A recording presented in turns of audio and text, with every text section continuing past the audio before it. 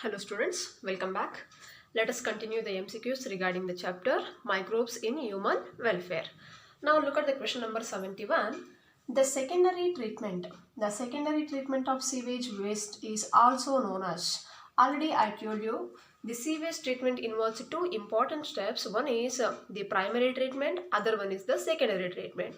The primary treatment is also called as a physical treatment and the secondary treatment is also said to be the biological treatment. So here the secondary treatment is also known as biological treatment.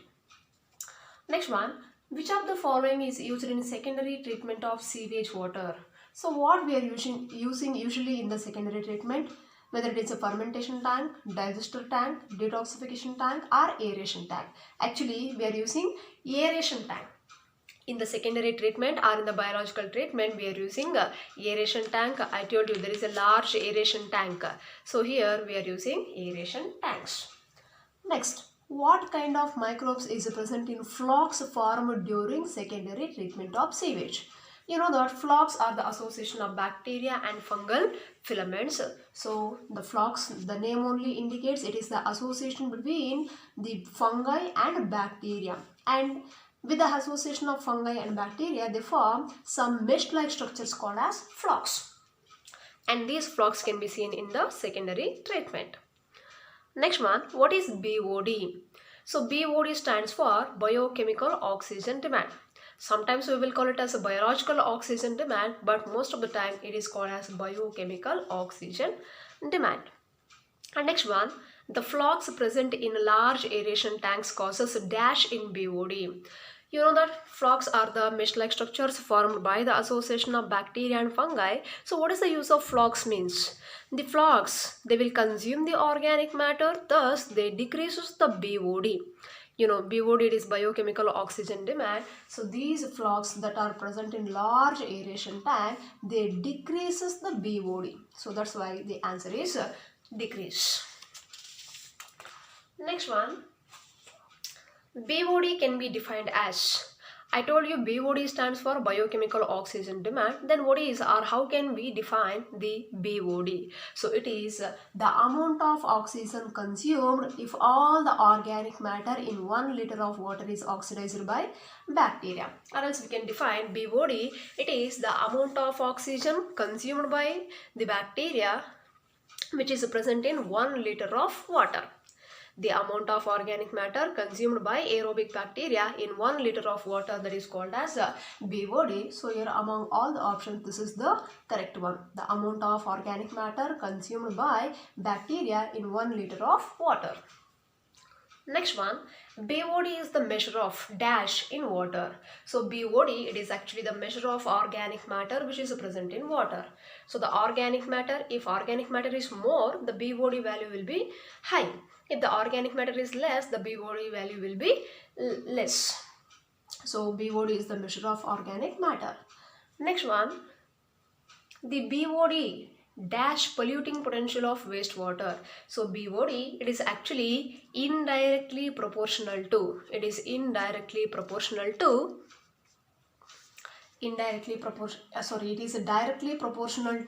polluting potential of wastewater. So BOD, it is actually the measure of polluting potential, or we can say that it is directly proportional to polluting potential of water. Already I told you, if water is more polluted, the BOD value will be high. If water is less polluted, the BOD value will be less. So that the BOD, it is directly proportional to polluting potential. Next one, once BOD from the sewage is reduced significantly, the flocks are allowed to sediment and it is known as. So when the BOD in the sewage water decreases, then that water will be passed on to another sedimentation tank or secondary sedimentation tank where all the flocks, if for example this is the secondary sedimentation tank, here all the flocks, the mesh-like structures are allowed to settle at the bottom of the tank. So this is known as activated sludge. The activated sludge mainly comprising of the flocks. So flocks, you know what are flocks? Here the flocks will be settled at the bottom of the tank and that flocks or the sediment is known as activated sludge. Next one, what is shown in the figure? So in the diagram or in the figure, what they have shown is the fermenters, the large tanks which are used in industries for industrial scale. They are known as fermenters. So they are the large tanks known as fermenters. And next question. So next question, the remaining major part of the activated sludge is pumped into large tanks called as, they are the anaerobic sludge digesters. So after obtaining the activated sludge, the remaining part of the portion of the sewage water will be pumped into the large tanks known as anaerobic sludge digester. Initially they are passed into aerobic tanks. Later, after the formation of activated sludge, it will be pumped into another tank called as anaerobic sludge digester. Next one, in anaerobic sludge digester, anaerobically digesting bacteria digest which microbe? So they can digest both fungi and bacteria. Actually, these anaerobic bacteria which are present in the anaerobic sludge digester, they can consume the aerobic microbes such as fungi and bacteria. If both aerobic fungi and aerobic bacteria are present, that can be consumed by these anaerobic bacteria. Next one, what is shown in the figure? So what the figure you can observe, it is actually the fermentation plant. That is the fermentation plant.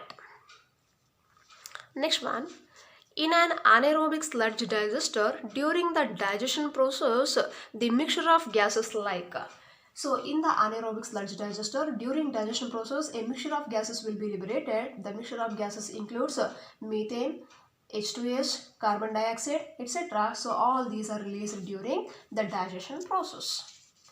Next one, the gases that evolve from anaerobic sludge digester constitute the biogas. The mixture of gases like CH4, methane, hydrogen sulfide, carbon dioxide, etc. So all these gases comprising of biogas. Next one, after secondary treatment, the effluent is released into. So after the secondary treatment, the effluent can be directly released into the water bodies.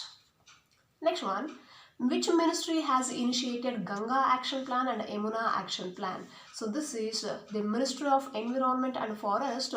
They have initiated few plans to save the rivers like Ganga and Yamuna. So to save these rivers, they have initiated few plans such as Ganga Action Plan and Yamuna Action Plan with the initiation of Ministry of Environment and Forest. Next one, which gas is the main constituent of biogas? So among the biogases, the major gas or main constituent will be the methane, that is CH4. The methane, it is the major gas.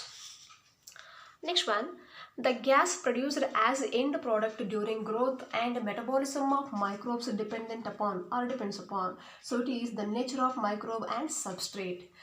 So what are the gases which will be produced as an end product during the growth and metabolism of microbes? That mainly depends upon the nature of the microbe, which type of microbes are used, and the substrate we are using. So what is the substrate we are using for that process?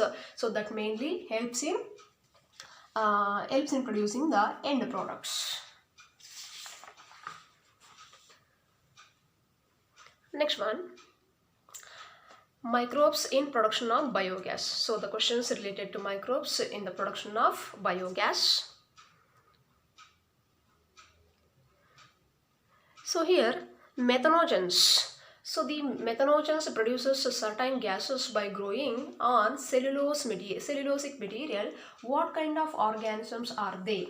So usually the methanogens are a group of bacteria. So they usually growing on the cellulosic material. These methanogenic bacteria usually growing on the cellulosic material, and they belonging to bacteria. Next one, methanogens are dash type of microbes. They are actually the anaerobic microbes. Methanogens are actually the anaerobic microbes. And next one, methanogens produces which gases amongst the following list of gases? So here they have given methane, oxygen, carbon dioxide, H2O2, H2S, H2, etc. So these methanogens usually they produces gases such as methane, hydrogen, carbon dioxide, etc. So these are the main gases released by the methanogens. Next one, the most commonly found methanogens in anaerobic sludge is. So the most commonly available methanogens in the anaerobic sludge, anaerobic sludge digester. So such methanogens are known as methanobacterium. So these methanobacterium species are commonly present in the anaerobic sludge. This is very, very important. So this question has been asked in the last year examination. So Methanobacterium ruminatum, its complete name is Methanobacterium ruminatum, or simply you can say that Methanobacterium, it is the species of methanogens which are present in anaerobic sludge. Next one, the rumen of cattle harbors which bacteria? Again, in the rumen of cattle, we can find the presence of methanogens. As methanogens usually growing on the cellulosic material, so these methanogens are even present in the rumen of the cattle to digest the cellulosic material or plant part. So these are methanogens. Next one, what is the role of bacteria present in the rumen of cattle? If these methanogenic bacteria which are present in the rumen of cattle, what is their role in the rumen of cattle? So they usually helps in breakdown of cellulosic material.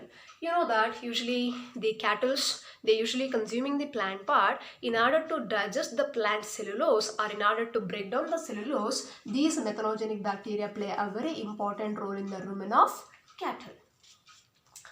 Next one, gobar gas is the same as biogas. For the other name for biogas is gobar gas, so we can say gobar gas or biogas. Next one, the depth of a concrete tank, a part of biogas plant, ranges from 10 to 15 feet. You know that while drawing the biogas plant, a typical biogas plant comprising of a concrete tank which measures about 10 to 15 feet. So that is I have explained during the while explaining about the biogas plant. So that a concrete tank measures about 10 to 15 feet. Next one, what is the input material for a biogas plant?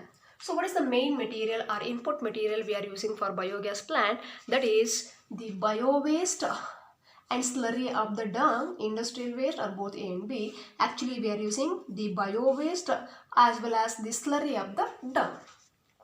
Bio-waste and the cattle dung is the main ingredient we are using for the biogas plant. Next one, a dash is placed over the slurry in biogas plant.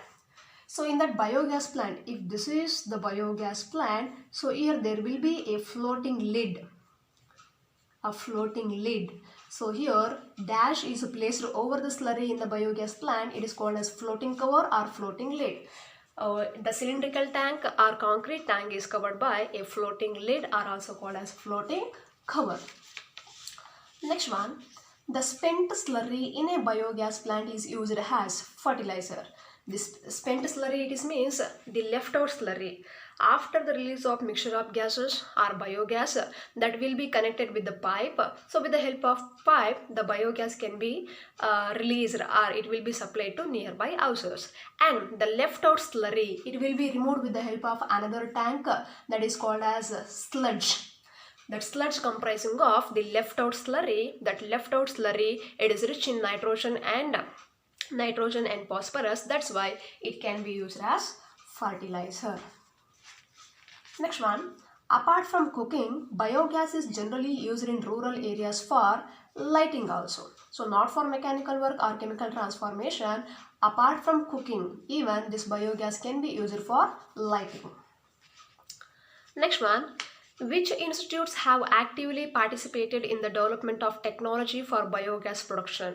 Actually, the technology of biogas production in India was initiated with the help of two institutions. One is called as KVIC and IARI. Here KVIC, that is a Khadi and Village Industries Commission.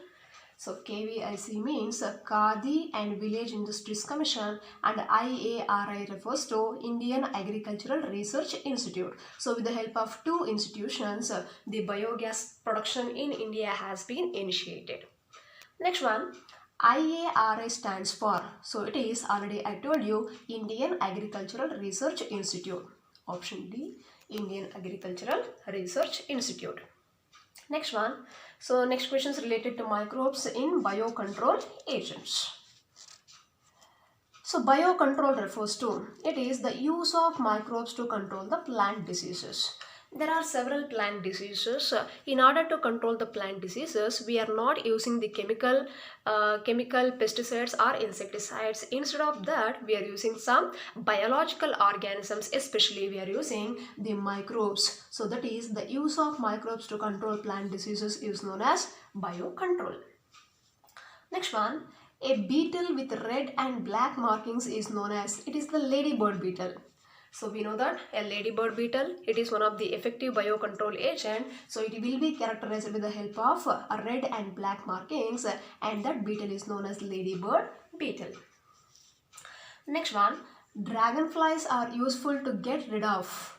So these dragonflies are mainly used to control the mosquitoes. Even it will be helpful in controlling the aphids.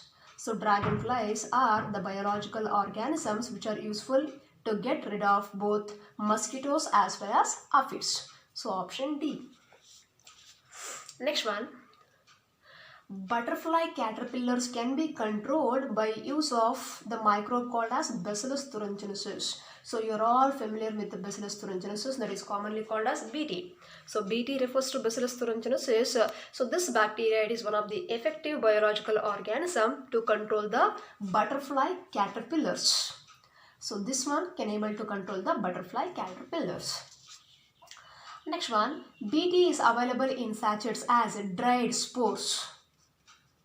So these BT, that is Bacillus thuringiensis, that can be available in sachets as dried spores, and these dried spores will be mixed with the water and spraying upon the plants which are which will be eaten by the pest or pathogens, etc. So on such plants we will be spraying these BT that will be mixed with the water. Next one, the figure shows, it is actually the secondary treatment of the sewage. So while treating the sewage water, two steps are there, primary treatment and secondary treatment. The given figure shows actually the secondary treatment. Next one, BT spores are mixed with water and sprayed on vulnerable plants. Vulnerable plants means, so those plants were affected with the help of affected with the pest or pathogens. On such plants, these BT spores will be sprayed. But how means they will be mixed only with water. The BT spores which are available in sachets, that will be mixed with water and sprayed upon the plants. Next one, scientists have introduced dash gene into the plants to impart resistance to insects pest. So here scientists have introduced the BT gene. So from the Bacillus thuringiensis, they have extracted the BT gene, and that BT gene will be introduced into the plants to provide or to enhance the resistance against the insects pest. So that is BT gene. Next one, which fungus is used in plants to provide control against pest? The main fungus which will be used to provide control against pest is called as Trichoderma. The Trichoderma species, these are the fungal species which are mainly used to provide control against the pest. And next one, dash are the pathogens that attack insects and other arthropods. So these are the baculoviruses. A group of viruses, are they belonging to nucleopolyhedroviruses. So these baculoviruses are the pathogens that usually attack the insects and other arthropods. Next one, baculoviruses belonging to the genus. So these are mainly belonging to the genus called as nucleopolyhedroviruses. Baculoviruses, a group of viruses belonging to the genus Nucleopolyhedrovirus. Next one, IPM stands for, it is Integrated Pest Management. So here in order to maintain the pest, so there will be an act called as IPM, that is Integrated Pest Management. Next one, the root nodules of leguminous plants bears which microbe? It is the Rhizobium. So these Rhizobium species, the Rhizobium bacteria, they are commonly present in the root nodules of leguminous plants. They are commonly present in the root nodules of leguminous plants and helps in fixing the nitrogen.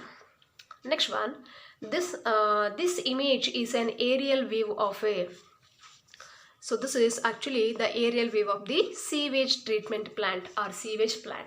So this diagram or this figure shows that is a sewage plant. Next one, dash are the free living bacteria which fix atmospheric nitrogen in soil. So among the following, the azotobacter, these are the free living bacteria, helps in fixing the atmospheric nitrogen. Next one, the fungi which form symbiotic association with plants are, these are the mycorrhiza. So mycorrhiza, these are the symbiotic fungi which form association with the plants and helps in nitrogen fixation. Next one, mycorrhiza absorbs dash from the soil and passes it to plant. So mycorrhiza, it mainly helps in absorbing phosphorus from the soil and it will be passing to the plant. Next one, dash bacteria fixes atmospheric nitrogen in aquatic and terrestrial environments. So it is the cyanobacteria. Cyanobacteria, its main function is it can fix the atmospheric nitrogen both in free living condition also and even in symbiotic condition also, and even they helps in fixing atmospheric nitrogen both in aquatic condition as well as in terrestrial condition, so that it is a cyanobacteria. Next one, dash serves as an important biofertilizer in paddy fields. So it is again cyanobacteria. So if cyanobacteria are present in the paddy fields, it mainly acts as a biofertilizer as it helps in fixing the atmospheric nitrogen, and that atmospheric nitrogen will be converted into useful forms of nitrogen and then that will be provided to paddy plants. Next one, which microbe adds organic matter to the soil to increase its fertility? It is again blue-green algae or cyanobacteria. It is the main microbe adds organic matter to the soil and increases the soil fertility. Next one, the given diagram shows the biogas plant. So in that biogas plant, question number 125, what does the P indicates in the figure? What does P indicates in this figure? Here P, it is the water and dung. It is a slurry. We are mixing the dung with water that will be added to this tank, so that P indicates water and dung. Next question, what does R indicates in this figure? So in this figure, this R indicates it is the gas. The biogas which will be taken or which will be supplied with the help of a pipe. So this R indicates the gas. It is the gas. And in the next question, what does S indicates in the figure? So this S, it is actually the gas holder. It is the gas holder where all the gases or biogases will be collected here. And next one, yeah, that completes about the MCQs. CET NEET questions regarding the chapter microbes in human welfare. So that completes the chapter microbes in human welfare. In the next class we will be starting with the another chapter. Thank you.